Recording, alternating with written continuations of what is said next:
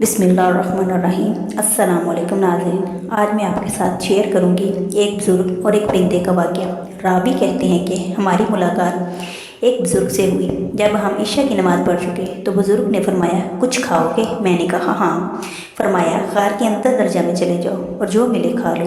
मैं अंदर गया तो एक पत्थर पर अखरोट, मनक्का, खरनोर, सेब, अंजीर ये सब चीज़ें एक एक तरफ रखी हुई पाई। मैंने जितना चाहा इनमें से खा लिया और रात भर वो जागते ही रहे। जब सहर का वक्त हुआ तो इन्होंने नमाज वित्र अदा की। फिर जो कुछ मौजूद था इनमें से खाया और बैठे रहे, यहाँ तक कि सुबह फजर की नमाज अदा की और बैठे ही बैठे सो गए। हत्ता कि आफ्ताब तुलू होकर बकदर 2 नेज़े के बुलंद हो गया तो खड़े हुए और वज़ू करके गार में दाखिल हुए।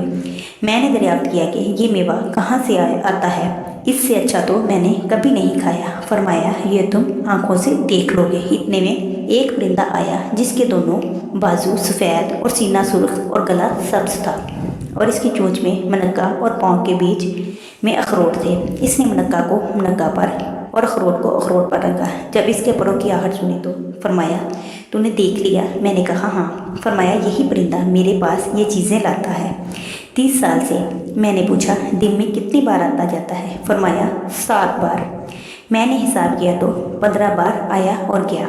मैंने इनसे जिक्र किया तो फरमाया, तुम्हारे पास से 1 बार ज़्यादा लाता है। और इनका लिबास एक छाल का था जो केले के मसल था।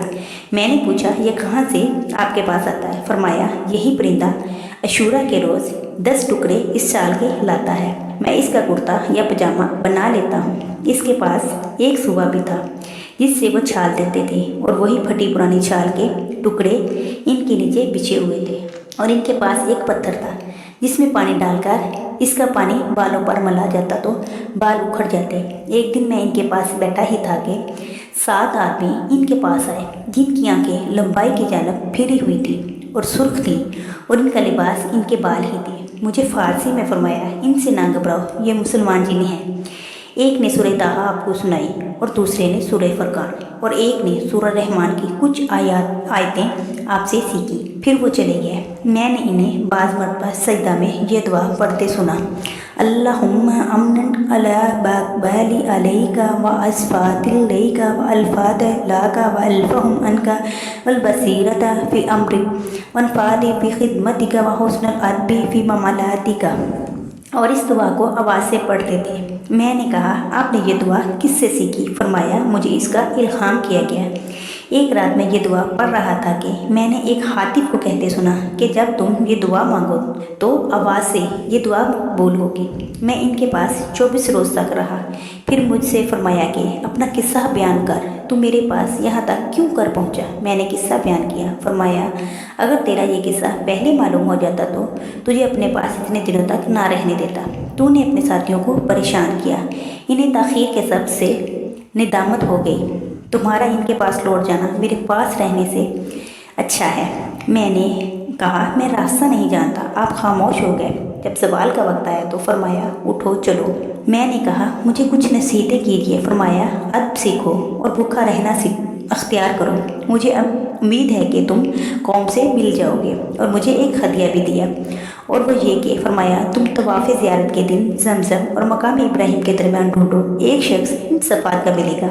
इनसे मेरा सलाम कहो और अपने वास्ते दुआ की ख्वास्तगारी करो। फिर वो मुझे लेकर गार से बाहर निकले।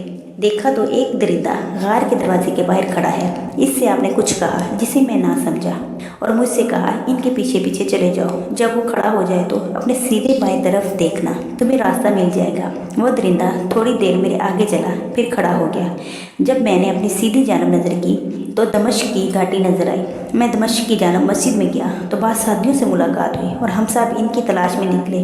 बहुत से आदमी मेरे साथ हुए। चनाचा हम इसी पहाड़ और चश्मे पर नीचे और 3 दिन तक इस गार को ढूंढा मगर इसका पता ना चला। फिर इन्होंने कहा, ये चीज़ तुम पर ज़ाहिर हो गई और हमसे पोशीदा की गई है। मैं हर साल हज करता और इस शख्स को जिसका इस बुज़ुर्ग ने पता दिया था तलाश करता था, वो मुझे ना मिला। हत्ता कि 8-10 बरस गुजर गए। इसके बाद मैंने एक शख्स को जिसका पता इस बुज़ुर्ग ने दिया था जमजम के मुकाम में इब्राहिम के दरमियान बाद नमाज असर के पाया। मैंने इन्हें सलाम किया। इन्होंने जवाब दिया। मैंने अर्ज़ किया कि आप मेरे लिए दुआ फरमाएं। इन्होंने मेरे वास्ते दुआएं की। फिर मैंने कहा, इब्राहिम करमानी आपको सलाम कहते हैं। इन्होंने दरियाफ्त किया कि तुमने इन्हें कहाँ देखा? मैंने कहा, कोहे लिबनान पर। मुझसे कहा, खुदा इन पर रहम करे। मैंने कहा, इनकी वफ़ात हो गई? कहा, इसी वक्त मैंने इनको इनके भाइयों के हमरा गार में दफन किया है और इनकी नमाज अदा की है। जब हम गुस्ल देते थे तो इस वक्त वो परिंदा जो इनके लिए मेवा लाया करता था गिर पड़ा और पर मारते मारते मर गया। हमने इसे भी इनके पाँव के पास दफना दिया। फिर वो शख्स तवाफ के वास्ते चले गए और इसके बाद मैंने इन्हें नहीं देखा। रज़ी अल्लाह अन्हा अनिल जमी व नफ़अना बहम आमीन। बेशक अल्लाह की शान ही निराली होती है। अल्लाह से ताल्लुक़ जुड़ने के बाद ये दुनिया बेनियाज हो जाती है और इन्हें दुनिया के असबाब की कोई ज़रूरत नहीं रहती। और अल्लाह ताला हमें नेक बनने की तौफ़ीक अता फ़रमाए। आमीन या रब्बुल आलमीन।